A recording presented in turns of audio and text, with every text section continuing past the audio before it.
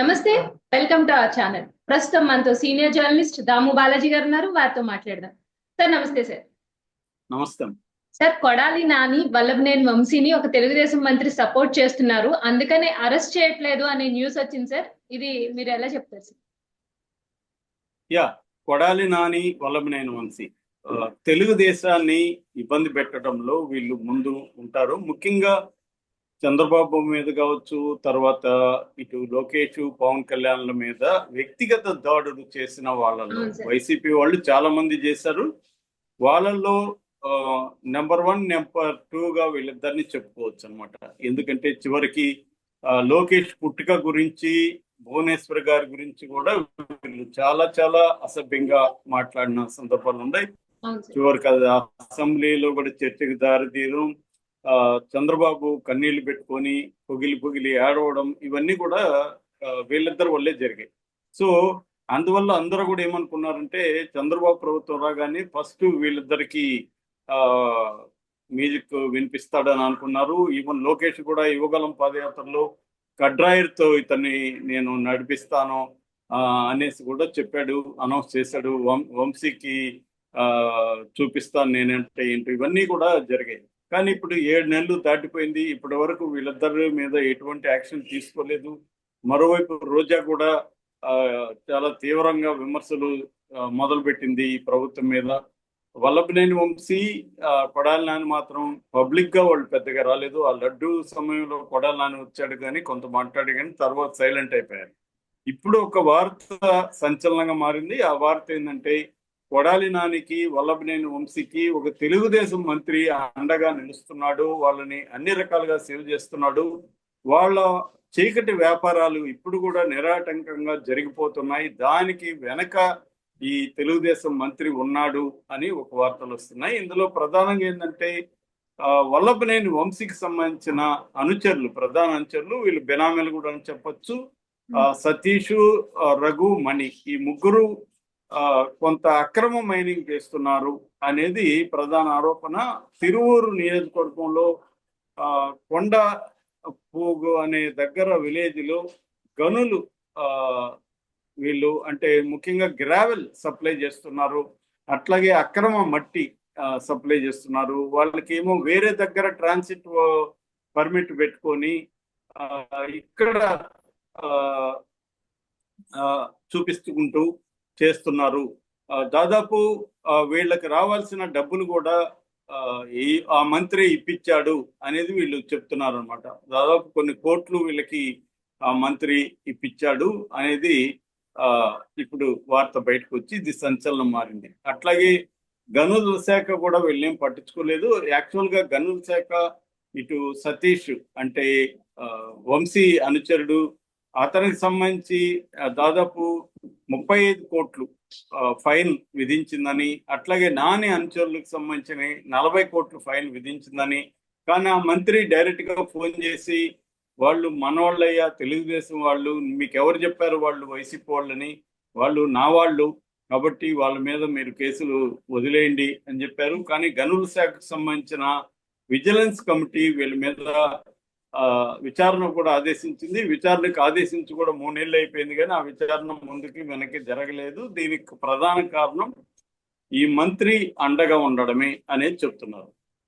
యాక్చువల్గా మనకు ఈ కూటమి ప్రభుత్వం వచ్చినప్పటి నుంచి కూడా తెలుగుదేశం స్ట్రాంగ్ గా సపోర్ట్ చేసే ఈనాడు జ్యోతులు ముందు నుంచి కూడా ఈ విషయాల్ని హైలైట్ చేస్తున్నాయి. ఇది ఒక్కటే కాదు, ప్రతి చోట కూడా వైసీపీ గతంలో ఎలా దోపిడీ చేశారో వైసీపీ నాయకులు, ఆ దోపిడీ ఎక్కడ ఆగలేదు. ఇప్పటికి కూడా చాలా చోట్ల వైసీపీ నాయకులు ఇసుక, మద్యం, గనులు ఇలాంటి విషయాల్లో ఈ దోపిడీని చేసుకుంటూనే వెళ్తున్నారు అనేది చెప్తున్నారు అన్నమాట.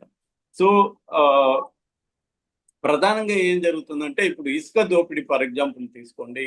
ఒక దగ్గర ఒక మాజీ ఎమ్మెల్యే, వైసీపీ మాజీ ఎమ్మెల్యే ఇసుక దోపిడీ మొదలు పెట్టాడు. ఆ ప్రభుత్వం కూలిపోయింది, తెలుగుదేశం ప్రభుత్వం వచ్చింది. ఇప్పుడు అదే ఎమ్మెల్యే కంటిన్యూ చేస్తున్నాడు. ఎలాగంటే అక్కడున్న స్థానిక కూటమి ఎమ్మెల్యేతో కుమ్మక్కైపోయి నీ వాటా నీకు ఇచ్చేస్తాను, మాకు ఆల్రెడీ ఒక నెట్వర్క్ ఉంది, ఎట్లా తీసుకెళ్ళాలి, ఎక్కడ అమ్మాలి, ఎవరితో ఎట్లా డీల్ చేయాలి, ఇవన్నీ ఆ, మాకు తెలుసు, నీకేమీ రిస్క్ ఉండదు, నువ్వు సైలెంట్ గా మమ్మల్ని సపోర్ట్ చేస్తే చాలు, నీ వాటా నీకు ఇచ్చేస్తాం. సో తెలుగుదేశం ఎమ్మెల్యేకి కూడా ఏముంటది, హాయిగా మనం అన్ని అర్థం చేసుకొని మనకు డబ్బులు ఇస్తాడు, అంతకంటే పోయేదేముంది అనేది వచ్చేసింది అన్నమాట. సో ఇది మరి ఇంత జరుగుతూ ఉంటే చంద్రబాబు లోకేష్లు ఎందుకు సైలెంట్గా ఉన్నారు? వీళ్ళకి తెలియదా ఇవన్నీ? ఇప్పుడు ఈనాడు జ్యోతి విలేకరులకు తెలుస్తున్నప్పుడు ప్రభుత్వానికి తెలియకుండా జరుగుతుందా? ఎందుకు వీళ్ళు సైలెంట్ గా ఉన్నారు? ఇప్పుడు ఓన్లీ కింది స్థాయి వైసీపీ వాళ్ళ మీద మాత్రమే కేసులు పెడుతున్నారు, కొంతమంది మీద వైసీపీ నాయకుల మీద కేసు పెడుతున్నారు. కానీ వైసీపీలో ఉంటూ పెద్ద ఎత్తున అటాక్ చేసిన వాళ్ళ మీద, పర్సనల్ గా అటాక్ చేసిన కొడాల నాని కావచ్చు, వల్లభనేని వంశీ కావచ్చు, రోజా కావచ్చు, అంబటి రాంబాబు కావచ్చు, ఇలాంటి వాళ్ళని వీళ్ళు కాపాడుతున్నారు, వాళ్ళకి ఏమీ జరగట్లేదు అన్నది ఇప్పుడు తెలుగుదేశం కేడర్లోనే తీవ్ర అసంతృప్తి దారితీసింది. అంటే మన ప్రభుత్వం వచ్చినాక వాళ్ళకి చుక్కలు చూపిస్తాము, ఆకాశం చూపిస్తాము, అవి ఇవి అనుకున్నారు, ఏమీ చూపించట్లేదు. వాళ్ళ పని వాళ్ళకి జరుగుతుంది. జగన్ ని కూడా ఎవడేమి తాకట్లేదు. ఎందుకంటే జగన్ వెనక మోడీ ఉన్నాడు, మోడీ పర్మిషన్ ఇవ్వడు జగన్ మీద చర్య తీసుకోవడానికి. మహా అంటే ఏదైనా 4 కేసులు పెడతారేమో, లేదో అరెస్టులు చూపించి కోర్టులో బెయిల్ తెచ్చుకుంటారేమో, కానీ జగన్ జోలికి వెళ్లే పరిస్థితి చంద్రబాబు ప్రభుత్వం చెయ్యదు. దీనికి ప్రధాన కారణం మోడీ అండగా ఉన్నాడు. ఎందుకంటే 11 ఏళ్లకు పైన జగన్ బెయిల్ మీద బయట ఉంటే ఇది దేశంలోనే ఎక్కడా జరగదు. 11 ఏళ్లుగా ఒక క్రైమ్ లో బెయిల్ మీద బయట ఉండడం అనేది జరగదు. కానీ అతని మీద కేసులు పెట్టిన ఇటు సిబిఐ కానీ ఇటు ఈడీ కానీ జగన్ జోలికి వెళ్ళట్లేదు. జగన్ బెయిల్ క్యాన్సిల్ చేయమని కోర్టులో పిటిషన్లు వేయట్లేదు. సో అంటే క్లియర్ గా అయింది, మోడీ సిబిఐ కానీ ఈడీ కానీ ఎవరి కంట్రోల్లో ఉంటాయి? ఫైనల్ గా వాటి డైరెక్టర్లు నియమించేది ఎవరు? మోడీని. ఎందుకంటే కమిషన్ అనేది ఈ మధ్య కాలంలో ఏమైందంటే జడ్జిల్ని తీసేశారు. ఓన్లీ మోడీ, ఒక కేబినెట్ ర్యాంక్ మినిస్టరు, ప్రతిపక్ష నాయకుడు, ముగ్గురితో కూడిన కమిటీ ఉంటుంది. సో ఎలాగో మెజారిటీ వీళ్ళిద్దరే కాబట్టి ఫైనల్ గా మోడీ చెప్పిన వ్యక్తి డైరెక్టర్ గా ఈడీకైనా సిబిఐకైనా ఉంటారు. అంటే మోడీ కంట్రోల్లో వాళ్ళు ఉంటారు. సో మామూలుగా అందుకనే సామెత గుర్తుంది అనమాట, మోడీతో పెట్టుకుంటే ఈడీ వస్తుందని. సో అలాగా మోడీకి అపోజిషన్ ఉన్న వాళ్ళు, మోడీకి నచ్చని రాజకీయ నాయకులు, మోడీ తొక్కేయాలనుకున్న వాళ్ళ మీదకి ఈడీ సిబిఐలు వస్తాయి. అంటే ఫర్ ఎగ్జాంపుల్ కేజ్రీవాల్ మీద కానీ, ఇటు కవితని అరెస్ట్ చేయించడం కానీ, ఇవన్నీ ఏంటంటే రాజకీయంగా వాటిని ఉపయోగించుకోవడం తప్ప వేరే ఇది కనపడదు అనమాట. అలా క్లియర్ గా ఏంటంటే జగన్ ని మోడీ సేవ్ చేస్తున్నాడు, ఇక్కడేమో కొంతమందిని తెలుగుదేశం నాయకులు సేవ్ చేస్తున్నారు. అంటే క్లియర్ గా ఏంటంటే వైసీపీని భూస్థాపితం చేయాలని వీళ్ళకు ఉన్నప్పటికీ వైసీపీ నాయకుల్ని ఎవరిని కూడా వీళ్ళు ఇప్పటి వరకు 7 నెలలు దాటినా కూడా టచ్ చేయట్లేదు. ఓన్లీ వాళ్ళ అనుచర వర్గంలో కొంతమందిని చేస్తున్నారు కానీ వాళ్ళని టచ్ చేయట్లేదు. రెండోది, వాళ్ళ వ్యాపారాలు యథేచ్ఛగా సాగుతున్నాయి. అట్లాగే వైసీపీని గట్టిగా సపోర్ట్ చేసిన అధికారులు కూడా అట్లాగే హ్యాపీగా ఉంటున్నారు తప్ప ఎవరికి ఏమీ ఇబ్బంది కలగట్లేదు అనేది తెలుగుదేశంలోనే ఒక తీవ్ర అసంతృప్తి అయితే ఉంది.